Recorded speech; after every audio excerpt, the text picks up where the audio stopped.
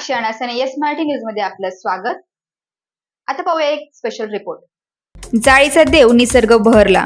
महाबळेश्वर सारखा आनंद देणारे भोकरदन तालुक्यातील श्री क्षेत्र जाळीचा देव, कालिकागड, सिडी घाट, काळंबा घाट हा निसर्गरम्य परिसर हिरवळीने नटला आहे। जगप्रसिद्ध अजिंठा लेणीच्या पर्वतरांगांची माळ पश्चिमेकडून पूर्वेकडे विदर्भात पसरलेली असून भोकरदन तालुक्यांचा हा सीमा भाग आहे। हा परिसर उंच उंच डोंगर रांगा, धबधबे, दऱ्याखोऱ्यांनी नटलेला असल्याने पर्यटकांना आकर्षित करीत असतो।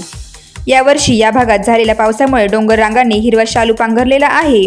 भोकरदन पासून उत्तरेकडे जवळपास 50 किलोमीटर अंतरावर असलेले धावडा, मेहगाव, विजोरा, वाढोणा, जाळीचा देव या गावांना लागूनच अजिंठ्याचे डोंगर विस्तारलेले आहे। विशेष धावडा गावापासून उत्तरेला अवघ्या 4 किलोमीटर अंतरावर प्रसिद्ध सिडी घाटचा धबधबा आहे। दरवर्षी हा धबधबा पाहण्यासाठी हजारोचे पर्यटक या ठिकाणी दाखल होत असतात।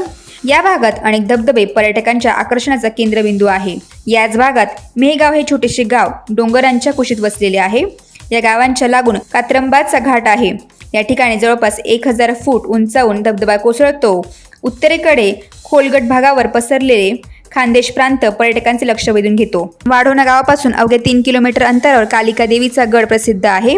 तिन्ही बाजूला खोल दरी असल्याने या गडाच्या टोकाला कालिका देवीचे कोरीव मंदिर आहे।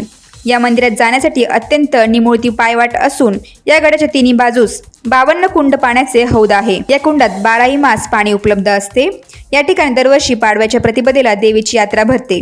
हा गड देखील निसर्गाच्या अनोख्या सौंदर्याने नटलेला असून पर्यटकांचे भाविकांचे आकर्षण आहे। मानुभाऊ पंथाचे संस्थापक श्री चक्रधर स्वामी यांच्या वास्तवाने पुनीत झालेले श्री क्षेत्र जाळीचा देव हे तीर्थक्षेत्र प्रसिद्ध आहे।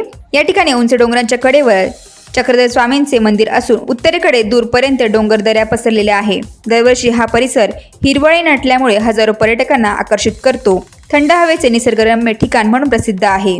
येस मराठीसाठी अमोल शिंदे, भोकरदन।